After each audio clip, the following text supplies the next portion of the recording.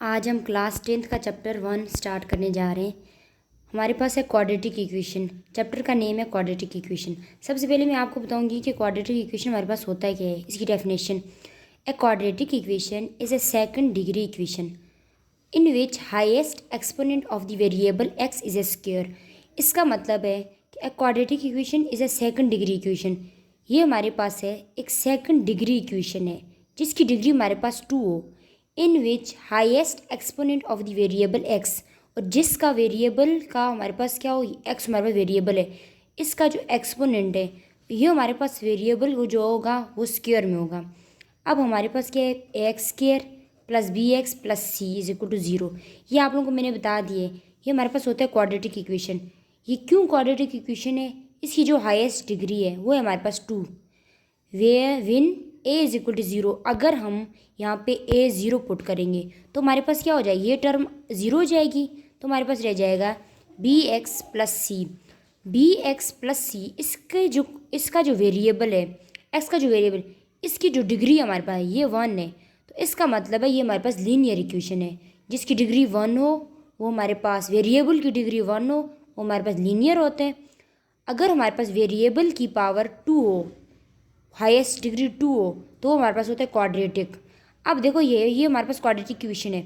अगर हमारे पास क्वेश्चन आते हैं 3x square plus 4x plus 2, तो इसका मतलब है इज इक्वल टू 0, तो इसका मतलब है ये हमारे पास क्वाड्रेटिक इक्वेशन है।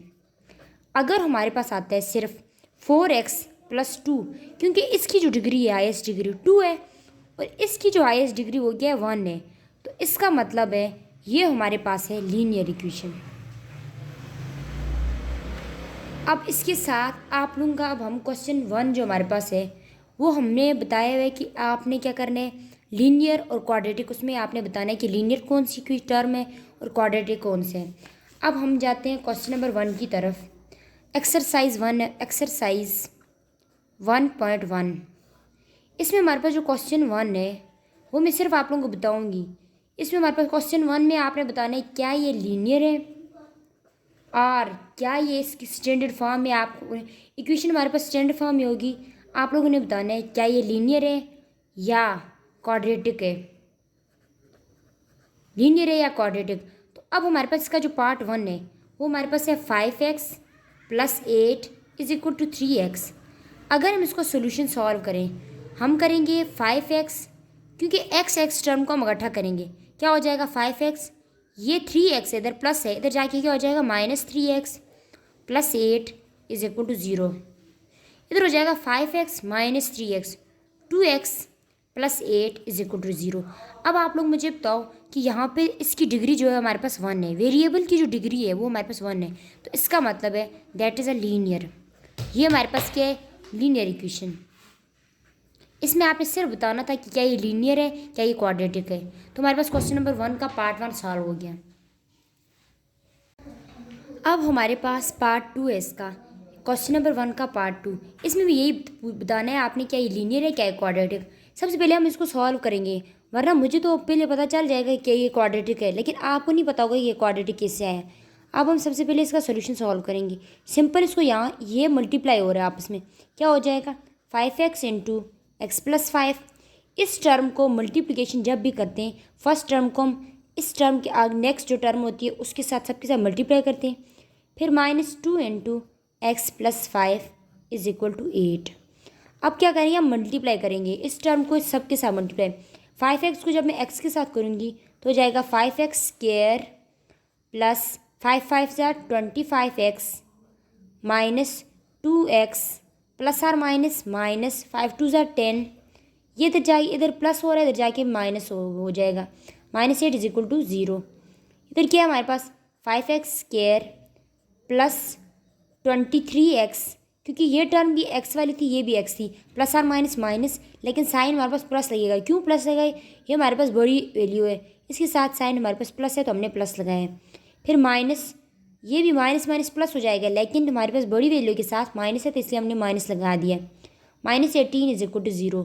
अब देखो इसकी जो हमारे पास हाईएस्ट डिग्री है वो क्या है 2, इसका मतलब है क्वाड्रेटिक इक्वेशन है ये क्या है हमारे पास क्वाड्रेटिक इक्वेशन। किससे पता चला, आपको मैंने पहले ही बता दिया था, जिसकी हाईएस्ट डिग्री 2 हो, हमारे पास वेरिएबल की हाईएस्ट डिग्री 2 हो, वो हमारे पास क्वाड्रेटिक इक्वेशन होते हैं। अगर हमारे पास वेरिएबल की जो हाईएस्ट डिग्री 1 हो तो वो हमारे पास क्या होगा, लीनियर। ये मैं वैसे एग्जांपल दे रही हूँ, फॉर एग्जांपल वैसे। अब हमारे पास इसके जो नेक्स्ट पार्ट है वो सारी ऐसे ही हैं, आप लोगों ने सिंप्लीफाई करने हैं। उसके बाद आपने बताना है क्या ये क्वाड्रेटिक है, क्या ये लीनियर है। ये आप लोगों का ऑब्जेक्टिव में आ सकते हैं, पूछ सकते हैं क्या ये लीनियर है, क्या ये क्वाड्रेटिक। शॉर्ट इसमें नहीं आ सकता, लॉन्ग भी इसमें नहीं आ सकता। ये क्वेश्चन नंबर 1 में एक्सरसाइज हमारे पास क्वेश्चन एक्सरसाइज 1.1 का हमारे पास क्वेश्चन नंबर 2 है। Solve the below equation. यहाँ पे हमारे पास इक्वेशन दी हुई है, आपने इसकी फैक्टराइजेशन करनी है, ठीक है। अब हम सबसे पहले सॉल्व जब करेंगे तो इसको तो हम और कुछ नहीं कर सकते। सबसे पहले हम इसको क्या करेंगे, 3x का स्क्वायर, यहाँ पे प्लस 6x है, इधर जाके क्या हो जाएगा माइनस, हम लिखेंगे -6x इज इक्वल टू 0। अब हम इन दोनों में से हम क्या कॉमन ले सकते हैं। अब यहाँ पे 3x भी कॉमन ले, 3 और x कॉमन ले सकते हैं। 3x अगर हमने कॉमन लिया, यहाँ पे हमारे पास एक x बच जाएगा, x माइनस 3 2 जार 6 इज इक्वल टू 0। फिर हमारे पास हो जाएगा 3x is equal to 0 and x minus 2 is equal to 0। हमारे पे x की दो वैल्यू आएंगी, एक तो हो जाएगा x इज इक्वल टू 0, क्योंकि यहाँ पे 3 मल्टीप्लाई हो रहे हैं। जब हम 3 को डिवाइड करेंगे तो ये 0 में है, 0 डिवाइड बाय कुछ भी समथिंग चीज़ हो तो हमारे पास ऑलरेडी 0 हो जाते हैं। और इधर हो जाएगा x इज इक्वल टू, यहाँ पे -2 है, इस साइड जाएगा क्या हो जाएगा +2। अब जब हम इसका सोल्यूशन सेट लिखेंगे, एक वैल्यू हमारे पास x की 0 है, दूसरी हमारे पास 2, और ये इसका आंसर आ गया हमारे पास। अब इसी के साथ हम देखेंगे पार्ट सेकंड, वो है हमारे पास 12x square is equal to -7x। ये भी सेम ऐसा ही है, क्या हो जाएगा सोल्यूशन इसका, 12x square plus 7x is equal to 0। यहाँ पे -7x है, इधर जाएगी क्या हो जाएगा +7x। अब इन दोनों में से हम क्या कॉमन ले सकते हैं, सिंपल x कॉमन ले सकते हैं। x कॉमन ले लिया, एक x इधर रह गया हमारे पास 12x, और इधर एक ही x था तो एक कॉमन वो ले लिया था, वो उधर चला गया, +7 इज इक्वल टू 0। अब x is equal to 0, 12x plus 7 is equal to 0। फिर हो जाएगा 12x इज इक्वल टू, यहाँ पे +7 उधर जाए क्या हो जाएगा -7, then x is equal to -7 divided by 12। अब जो इसका सोल्यूशन सेट होगा वो हमारे पास एक वैल्यू ये x की 0 और दूसरी वैल्यू x की क्या है -7 डिवाइडेड बाई 12। अब इसका जब हम पार्ट थर्ड देखेंगे वो आप लोगों ने खुद करना है। पार्ट थर्ड हमारे पास सिंपल है, क्या दिया हुआ है 18q square plus 9q is equal to 0। इन दोनों में से हम क्या कॉमन ले सकते हैं, 9 और q कॉमन ले सकते हैं ना। तो जब हम 9 और q कॉमन ले लिया, 9 2 ज़ार 18 और एक q ऐसे ही, प्लस 9 1 ज़ार 9 इज इक्वल टू 0। फिर क्या हो जाएगा 9q, simple 9q is equal to 0, then q is equal to 0, और दूसरी वैल्यू हमारे पास क्या है 2q plus 1 is equal to 0, then 2q is equal to -1, then q is equal to -1/2। ये कैसे आया, यहाँ पे +1 था, इधर जाके -1, इधर 2 मल्टीप्लाई हो रहा था, इधर जाके क्या हो गया डिवाइड। अब जो इसका सोल्यूशन सेट हमारे पास आएगा वो होगा, एक तो हमारे पास 0 और दूसरी वैल्यू हमारे पास -1/2, और ये हमारे पास इसका आंसर आ गया।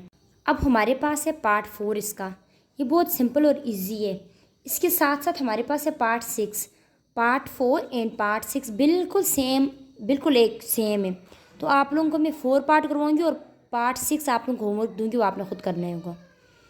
अब इसका सोल्यूशन हमारे पास क्या है, अब इधर हमारे पास 2 वैल्यू दी हुई हैं, आपको ज़रूरत नहीं है कि यहाँ पे आप लोग मल्टीप्लाई करें फिर ये होगा वो होगा। आप सिंपल तरीके से क्या हो जाएगा इसको, 3x minus 1 is equal to 0, फिर x plus 1 is equal to 0, फिर हो जाएगा 3x इज इक्वल टू +1, इधर -1 था, इधर जाके +1, then x is equal to -1। फिर क्या हो जाएगा x इज इक्वल टू, यहाँ पे 3 मल्टीप्लाई हो रहा है, इधर जाइए क्या हो जाएगा डिवाइड, 1 डिवाइड बाई 3, और एक x की वैल्यू यही है हमारे पास, क्या है x इज इक्वल टू -1। अब जब हम इसका सोल्यूशन सेट लिखेंगे हमारे पास आएगी एक वैल्यू 1/3 और दूसरी -1। ये आप लोगों का ये जो क्वेश्चन 2 है आपका, इसमें से आपका शॉर्ट आ सकता है एनुअल में 2 मार्क्स का। अब इसी के साथ साथ हम लोग क्वेश्चन 5 देखेंगे, इसका पार्ट 5 देखेंगे। वो है हमारे पास x divided by x minus 6 is equal to x minus 7 divided by 3x minus 5। इसमें आप लोगों ने क्या करना है, सिंपल क्रॉस मल्टीप्लाई। इसको हम इसके साथ मल्टीप्लाई करेंगे, इसको हम इसके साथ मल्टीप्लाई करेंगे। जब मैं इसको इसके साथ करूँगी क्या हो जाएगा, x into 3x minus 5 is equal to x minus 7 into x minus 6। ये मैंने क्रॉस मल्टीप्लाई की है, इस टर्म को इसके साथ, इस टर्म को इसके साथ। अब फिर सिंपल हमने मल्टीप्लिकेशन करनी है, क्या हो जाएगा 3x square minus 5x is equal to. अब इन दोनों को हमारे पास, क्योंकि ये हमारे पास इक्वल टू में आ रहा है, अगर हमारे पास इक्वल टू 0 होता तो हम इन दोनों को इक्वल टू 0 कर देते। अब हम इसको कुछ नहीं और कर सकते, इसको हमने सिंपल ओपन करना है। कैसे ओपन करना है, फर्स्ट टर्म को मल्टीप्लाई करेंगे इस आगे वाली नेक्स्ट पूरी टर्म के साथ, फिर -7 इसको हम मल्टीप्लाई करेंगे x माइनस 6 के साथ, फिर हो जाएगा ये टर्म अभी ऐसे ही रहेगी 3x square minus 5x is equal to, x को जब x के साथ किया तो x square minus 6x minus 7x multiplication, minus और माइनस प्लस, 6 3 जार माइनस माइनस प्लस हो जाएगा, 6 3 जार 6 7 जार सॉरी 6 7 जार हमारे पास क्या हो जाएगा 42। फिर हम क्या करेंगे, जो हमारे पास टर्म यहाँ पे एक्स स्क्वायर है, अब मैं इन सब टर्म को इस साइड ले आऊँगी, क्या हो जाएगा 3x स्क्वायर माइनस 5x, ये प्लस एक्स स्क्वायर है, इधर जाके माइनस एक्स स्क्वायर, ये माइनस है इधर जाके प्लस 6x, इधर माइनस हो रहा है इधर जाके हो जाएगा plus 7x minus 42 is equal to 0। फिर क्या हो जाएगा 3x स्क्वायर, ये भी स्क्वायर वाला टर्म है, इन दोनों को मैं इकट्ठा करूँगी, क्या हो जाएगा 3x square minus x square 2x square, फिर हमारे पास ये 6 ये वाला टर्म x वाला टर्म है, इनको मैं इकट्ठा करूँगी, क्या हो जाएगा -5x plus 6x plus 7x minus 42 is equal to 0। क्या हो जाएगा 2x स्क्वायर माइनस प्लस और माइनस माइनस 5 में से जब 5 में से जब 6 को निकालेंगे हमारे पास आएगा प्लस x। क्यों, हमारे पास यहाँ पे 1 आएगा, लेकिन हमारे पास बड़ी वैल्यू के साथ प्लस है तो हमने यहाँ पे प्लस लगाया, प्लस 1x। फिर हो जाएगा -5x प्लस 6x प्लस और माइनस माइनस, इधर आएगा हमारे पास 5 में से जब 6 को निकालेंगे तो हमारे पास आएगा 1, तो हम यहाँ पे x साथ है तो इसलिए हमने x लगा दिया। फिर इधर क्या आएगा प्लस, इसलिए आएगा क्योंकि बड़ी वैल्यू के साथ प्लस है। फिर हो जाएगा plus 7x minus 42 is equal to 0। इधर हो जाएगा 2x square 7 plus 1 plus 8x minus 42 is equal to 0। अब हम इसमें से हम कॉमन ले सकते हैं 2, जब हम 2 कॉमन लें हमारे पास आ जाएगा x स्क्वायर, 2 4 जार 8, 2 2 जार 4, 2 1 जार 2 इज इक्वल टू 0। फिर हो जाएगा 2 इज़ नॉट इक्वल टू 0, क्योंकि हमारे पास कांस्टेंट कभी 0 के इक्वल नहीं हो सकता। जो आगे वाले टर्म है हमारे पास ये 0 के इक्वल हो जाएगी, plus 4x minus 21 is equal. अब हमारे पास यहाँ से आगे हम फैक्टराइजेशन करेंगे, क्या है हमारे पास x square plus 4x minus 21। अब आपको पता है हम फैक्टराइजेशन कैसे करते हैं, हम लास्ट टर्म और फर्स्ट टर्म को मल्टीप्लाई करते हैं, तो हमारे पास आ जाएगा x, लास्ट टर्म हमारे पास क्या है 21, फर्स्ट टर्म हमारे पास क्या है 1, तो जब हम 21 को 1 के साथ मल्टीप्लाई करेंगे हमारे पास आ जाएगा 21। अब आपने क्या करना है, इन दो नंबर्स को कोई ऐसे दो नंबर्स मल्टीप्लाई करें जो हमारे पास 21 आए, और उन्हीं दो नंबर्स को या तो आप ऐड करो या आप सब्ट्रैक्ट करो, हमारे पास ये मिड वाली टर्म बन जाए प्लस 4 जो है हमारे पास। अब अगर हम करें 7 3 जार हमारे पास क्या हो जाते हैं 21। अगर हम करें इन्हीं दो नंबर्स को सब्ट्रैक्ट, क्या करें +7 -3, तो हमारे पास हो जाएगा +4 हो जाएगा ना, क्योंकि हमें यहाँ पे प्लस वाला +4 चाहिए, तो हम इधर +4 हमारे पास आ गया। अब हम लिखेंगे कैसे, x स्क्वायर फिर ये वाली टर्म प्लस 7x फिर नेक्स्ट वाली term -3x minus 21 is equal to 0।